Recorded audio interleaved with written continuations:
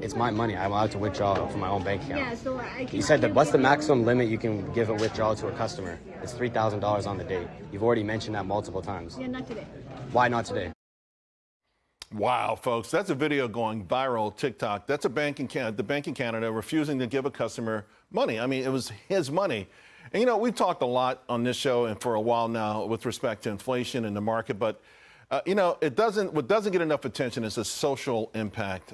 You know, there's a direct correlation, for instance, with higher inflation and homicide rates. And of course, we continue to talk about this big spike in the so-called Big Mac indicator. By the way, that's also minimum wage. You know, there was a time when we used to worry about this stuff. This is the cover of Time magazine, March 13th, 1972. It says, "Is the U.S. going broke?" Now, the article begins with the statement, "Can a nation with a $1 trillion economy be running out of money? By most measures of private wealth, the U.S. is the richest country, but in terms of its ability to pay for the public services, health care, education, welfare, garbage pickup, pollution control, police, fire protection that make the life of its citizens pleasant or at least tolerable, or in some cases even possible, the country seems almost to be going broke." I want to bring in now Walzer Wealth Management President Rebecca Walzer. You know, Rebecca, you can say that now multiplied by many times, but we just don't seem to care. At least back then, someone was paying attention and someone did care. You know, that Canadian clip is so scary because that really could happen in America. The Federal Reserve has already talked about potentially a bail-in. They will not bail the banks out again, Charles. If anything happens, money could be frozen and clients will be locked out. Do you believe that, though? No, I don't believe that that would happen. No, do you believe they won't bail the banks out? Two things. You've got the Federal Reserve, which really is a bank for the wealthy. Right. I mean, it's a bank for the banks and a bank for the wealthy. That's who they work for. They don't work for the U.S. for citizens. It's time people understood that.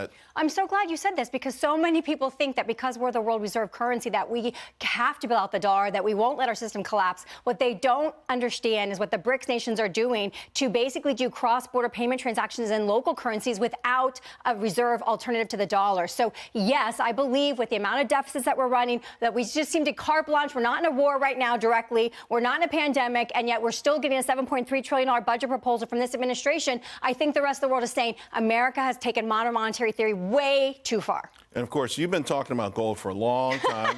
It's paying off. No, listen, this is why you've been positioning your clients. Absolutely. Central banks have also been positioning there. Yeah, that's what I'm saying. And the big spike came with the invasion, right? Right. Russia's invasion of Ukraine. So this is not just inflation. This is sort of an indictment on the geopolitics. I think the ability of America to come to the rescue of the rest of the world. Yeah, I mean, if you kick someone out of the SWIFT system and say you're going to confiscate their $300 billion in U.S. Forex holdings, that's a problem. Obviously, that wasn't done. Right. But, Charles, that scares a lot of countries, and they basically are buying other things besides the dollar. So then where do we go from here? I mean, I am bracing for really global upheaval, macroeconomic disruption, global upheaval. And if we have a World War III or an escalation, that certainly will bring it all the more faster. I mean, the spike in Google searches for World War III is through the roof. Exactly. You know? And this periodically happens. Sometimes people get excited and say, oh, it's no big deal.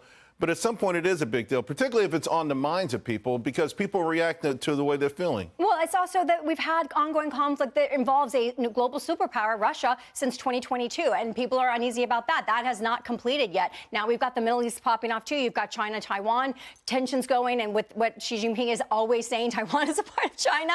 You know, there's a lot of geopolitical problems right now, on top of the economic problems, on top of no one seeming to care in the United States how much money we have to constantly keep printing. Charles, we could go no bid on a Treasury auction. That will really tell us something. Wow. A lot of folks are saying it will have to be the bond market that gets our minds right. So I got 30 seconds.